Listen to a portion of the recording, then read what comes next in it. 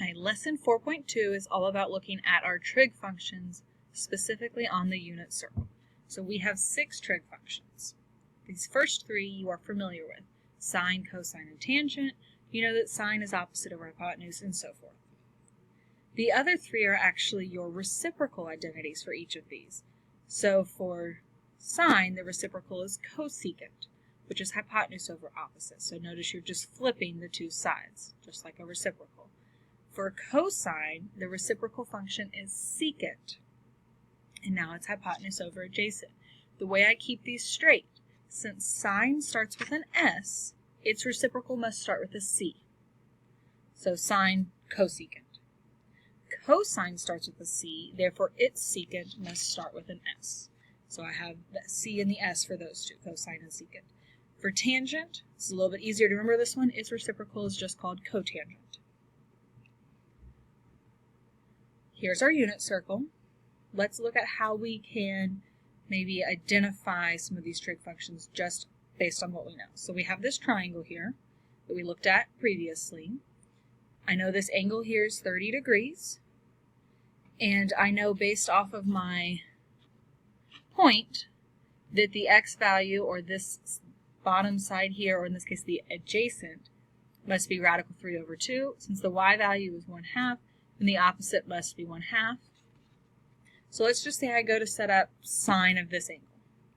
So my angle is 30 degrees, my opposite side is 1/2, and my radius is 1 because I'm on the unit circle. So if I reduce that, really sine of 30 is 1/2, which yes, I could type into my calculator, but if I'm not allowed to use a calculator, then all I need to do is remember, when looking at that 30 degrees, what the sine is, and I'll show you in just a second. In radians, though, you would have the same thing, and you can check that on your calculator if you would like to. Make sure you are in radian mode. Type in sine of pi over 6, you're going to get 1/2. So in general, no matter which angle I'm looking at anywhere on my unit circle, sine is going to be the y value, because that's the opposite. So that's the y value over whatever the hypotenuse is. So even if I was down here, this would be my opposite side, and my hypotenuse is the same. Now, since I'm on the unit circle, the hypotenuse is 1. So my sine is y. Again, on the unit circle. So really, when I say sine of 30, all you have to do is think about your unit circle, find 30 degrees, and tell me what the y value is. Now, looking at the x value, it's actually going to be what we call the adjacent side over the hypotenuse. Since the hypotenuse is 1, it's just the adjacent side. So cosine is radical 3 over 2. For tangent, it would be opposite over adjacent. So my opposite side here is my y value. My adjacent side here is my x. And I'll have these listed out here. I would recommend you write these on your unit circle, like on the bottom underneath it. So sine is y, which means cosecant is the reciprocal, or just 1 over y. Cosine is the x, which I showed you looking at that adjacent over the hypotenuse, which means secant is 1 over x. Tangent is the opposite over adjacent. Opposite was y, adjacent was x, so y over x. Cotangent is going to be the reciprocal, so it's going to be x over y. With all of these, make sure that your denominator is never 0. All right, let's actually do this now. So if I tell you to evaluate the 6 trig functions and I give you an angle, step 1 is think about / look at your unit circle. So if you have your unit circle available, look at it. If it's not, maybe sketch it and think about where that would be on your unit circle. So here's my unit circle. Find my angle. So there's pi over 6. And I'm looking specifically at the coordinates. So I'm focused in on that radical 3 over 2 and the 1/2. From there, my next step would be fill in my x and y values for each trig function.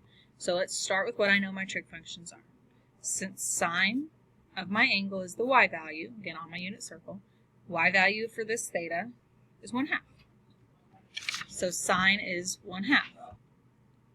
For my cosine, that's my x value. So when I look at this angle, looking at my unit circle or where I rewrote my coordinates, the x is radical 3 over 2. So cosine of this angle is radical 3 over 2. For tangent, I'm going to put the y over the x, which looks very messy, yes. But remember, when you are dividing with fractions, you leave the numerator alone, flip the denominator, and multiply. So when I do that, my 2 actually cancels out, and I just have 1 over radical 3, which is, in fact, radical 3 over 3. Do make sure you rationalize your denominator all the times, or simplify anything that can be simplified. For cosecant, 1 over my y, 1 over 1/2 is just 2. If you would rather just say, I'm doing the reciprocal of 1/2 and just go straight to the 2, that's fine. So for secant, 1 over x, I'm just going to do my reciprocal, just to show you the option. So I'm just going to flip what I had for cosine. So I have 2 over radical 3. I do have to rationalize that, so I get 2 radical 3 over 3. And then for cotangent, I can just flip my tangent. I can do my x over my y. I personally, instead of flipping this step here, since that would put a radical in the denominator, I'm going to think of it here and flip that. So radical 3 over 1 would just be radical 3.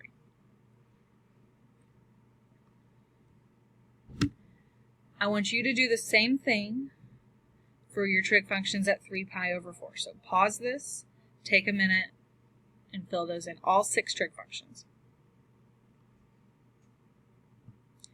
There you go to check them.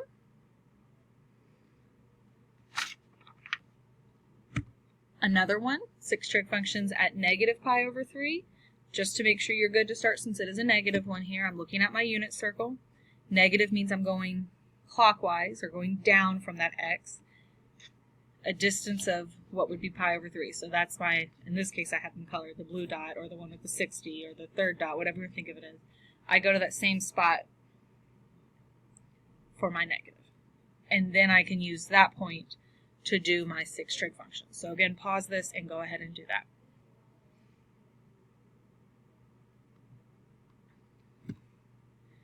There's your sine.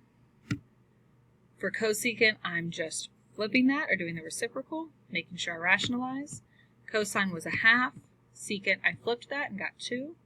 Tangent, here again, I had that set up with that fraction. I'm rewriting that with my numerator multiplied by the reciprocal of my denominator. So instead of multiplying by that 1/2, I multiplied by 2 over 1. I can clearly see there where my 2's cancel, and I end up with that negative radical 3. For cotangent, I'm doing the reciprocal of that, so I have a negative 1 over radical 3, which does rationalize to negative radical 3 over 3. We also need to look at our domain and period for sine and cosine. So let's just look at like the most basic unit circle here. All I have on here are those 4 corner points, if you want to think of them that way, but the ones on the axes. When I look at that, let's just look at the y first. The absolute highest it goes is 1, and the absolute lowest it goes is negative 1. If you remember, sine correlates to your y value. So basically, the highest value I'm going to get for doing sine is 1. The lowest I'm ever going to get is negative 1. So sine of an angle has to be between negative 1 and 1. For cosine, that's my x's. Again, it's going between negative 1 and 1. It's never outside of that.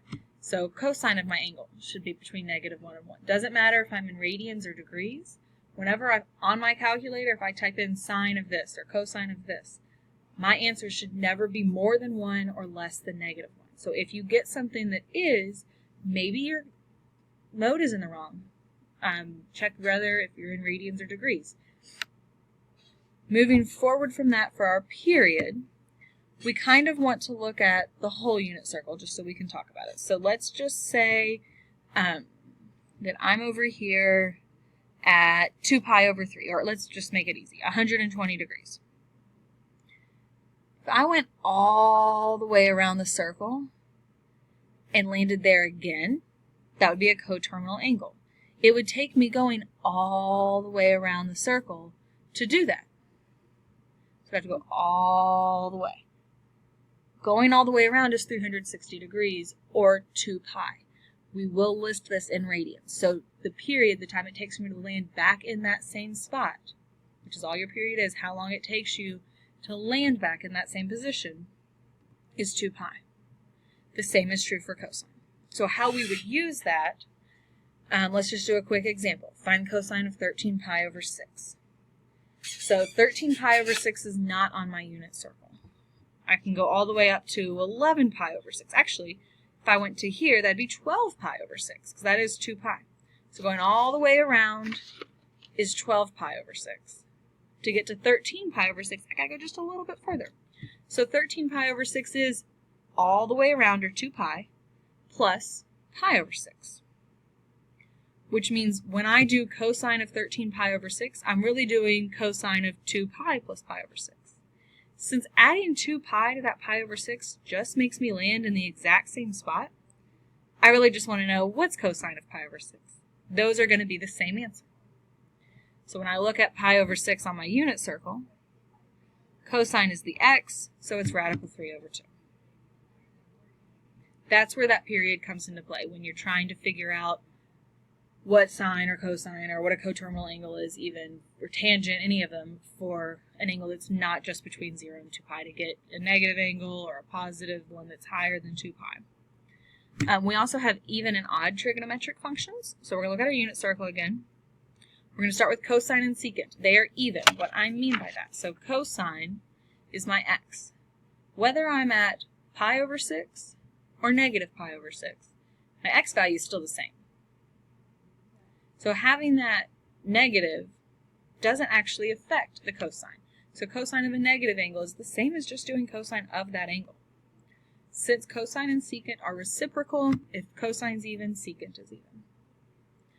All of your others, so sine, cosecant, tangent, and cotangent, are odd. So if I'm thinking about, let's just go back to my pi over 6. Sine of pi over 6 is a half. If I go to negative pi over 6, that's a negative 1/2. So bringing that to the negative does actually affect the sign. So sine of a negative angle is the same as sine of that angle, but negative. The negative has an impact. Since cosecant is the reciprocal, it would also be odd. Since tangent involves both the y and the x, and we just talked about how sine is odd, tangent is also odd, and therefore so is cotangent. Last thing is looking at these on a calculator. So if I wanted you to do sine of 2 pi over 3, first off you need to be in radian mode, and then you're typing that in. I think we're okay there. Sine, your calculator will probably open up the parentheses, but if not, make sure they're there. 2 pi divided by 3, close parentheses, equals, you're getting about 0.8660254. If I ask for an exact answer, that's not exact. For 2 pi over 3, you would need to think about your unit circle and tell me, oh, the sign there is radical 3 over 2. But this, at least I could type in radical 3 over 2 on my calculator and at least check my answer. For cosecant, there's no cosecant button on your calculator, but cosecant is the reciprocal of sine. So that's really 1 over sine of pi over 8. So again, I'm in radian mode. I'm going to start by doing 1 divided by, and then I'm going to put in that sine of pi over 8, just like you did for the sine of the 2 pi over 3. Watching parentheses that open up and making sure you hit enter. And you're getting about 2.61312593. Notice that this first one was on my unit circle, 2 pi over 3, so whenever it is, I would actually want an exact answer. Pi over 8 is not on your unit circle, nor is there any angle that is coterminal to it, so a rounded answer would suffice.